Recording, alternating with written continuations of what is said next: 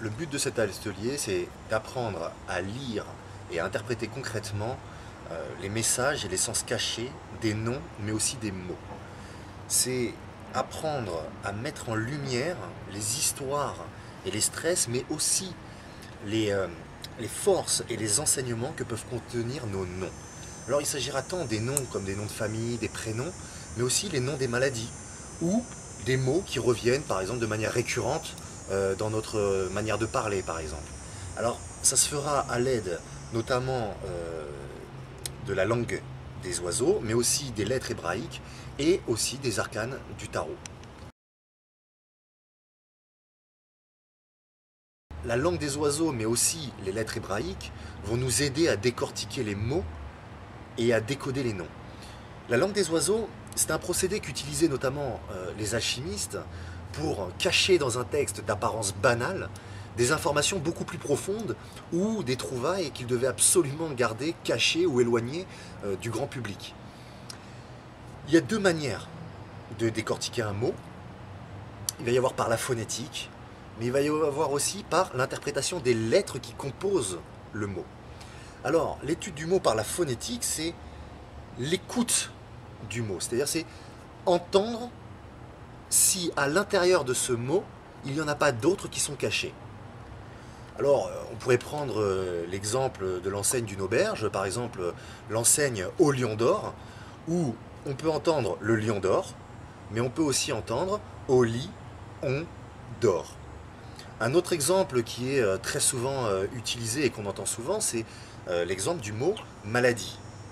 Donc, quand on prononce le mot maladie, on peut entendre maladie, mais on peut aussi entendre ce que le mal a dit.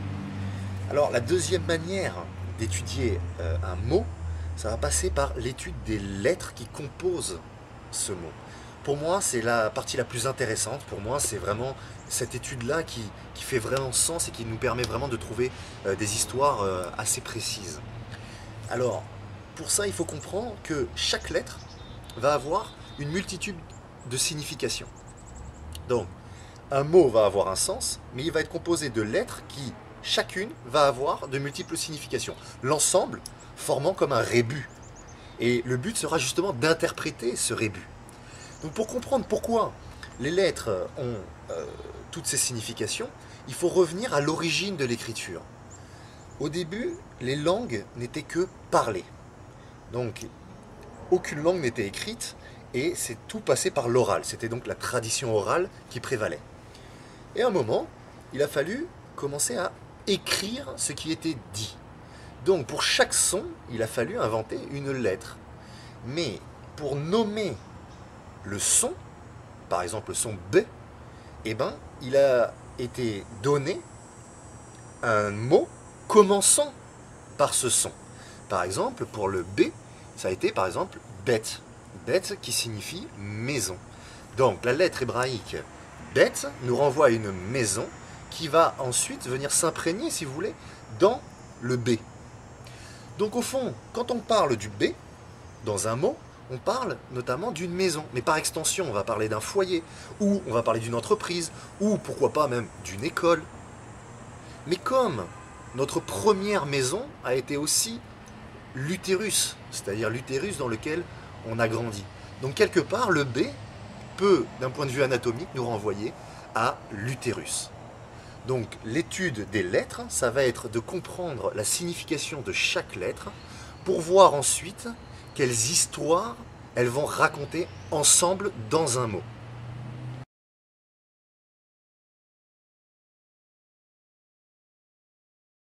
Prenons l'exemple du prénom René. Quand on écoute le mot, on va entendre René. Donc au final, on entend René, c'est-à-dire celui qui est né à nouveau. Donc René peut très bien porter comme histoire des mémoires d'enfants morts par exemple, ou les mémoires d'un enfant qui a dû prendre le prénom d'un enfant mort. Donc René peut très bien être en lien avec une mémoire comme ça. Mais on peut aussi entendre René, c'est-à-dire celui qui est né à nouveau, ou celui qui est né une deuxième fois. Or, il y a une histoire mythologique intéressante par rapport à ça, puisque c'est celle de Dionysos qui est né deux fois. Dionysos, c'est celui qui est né deux fois, parce que Il était dans le ventre de sa mère quand celle-ci est morte parce qu'elle a vu Jupiter dans toute sa splendeur. Et quand elle est morte, Jupiter a pris Dionysos pour le mettre dans sa cuisse, d'où il naîtra donc une deuxième fois. Donc au final, c'est comme si dans René, il pouvait y avoir un lien vers, un lien symbolique si vous voulez, vers cette histoire mythologique. Donc par exemple, pourquoi pas à ce moment-là des mémoires d'alcoolisme, puisque Dionysos est le dieu du vin. Mais aussi, pourquoi pas, des histoires d'un homme s'étant senti coupable d'avoir tué sa femme, puisque dans l'histoire, si l'enfant est né 2 fois, c'est parce que Jupiter a tué ses mêlés. Ou, encore une fois, pourquoi pas des mémoires où la femme s'est sentie écrasée par l'homme, ou un homme a cherché à écraser sa femme par sa splendeur, mais généralement c'est plus en termes de dévalorisation, chercher à dévaloriser l'autre. Donc c'est un petit peu des histoires comme ça qui, par la phonétique, vont être racontées dans le prénom René. Bien sûr, il y en a beaucoup d'autres qui pourraient être trouvés, mais la phonétique peut nous renvoyer notamment à ces messages-là. Le diabète. Le diabète, si on prend les consonnes qui constituent ce mot, on va obtenir le D, le B et le T. Le D, par la langue des oiseaux, va signifier entre autres les origines. Le B, par le tarot, peut nous renvoyer à une arcane, l'arcane de la papesse.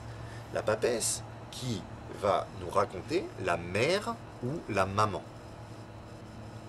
Le T, si on passe par les lettres hébraïques, ça peut renvoyer à la lettre Tav, qui va parler notamment de la mort.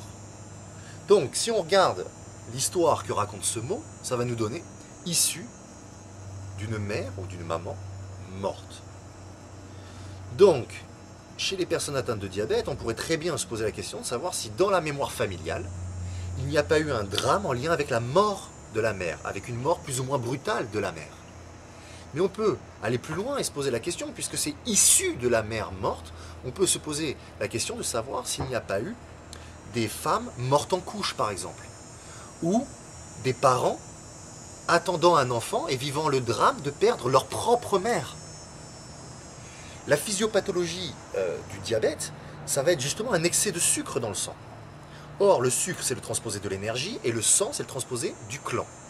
Donc au fond, avec le diabète, c'est comme si on était en train de raconter « je veux donner plus d'énergie à un membre de notre clan », et si on prend l'interprétation des lettres, on peut très bien imaginer que le membre du clan en question peut très bien être la mère qui est en train de mourir, ou bien les proches qui vivent le drame de voir partir la femme qu'ils aiment.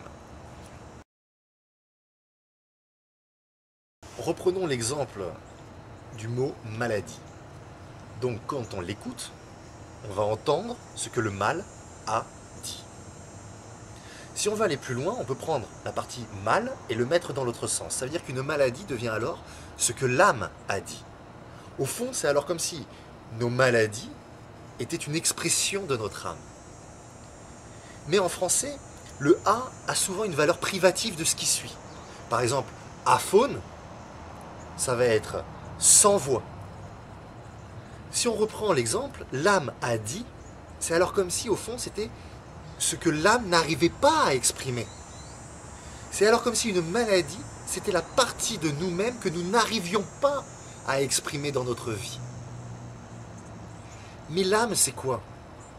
Quand on regarde son écriture, en son centre, on va voir un M.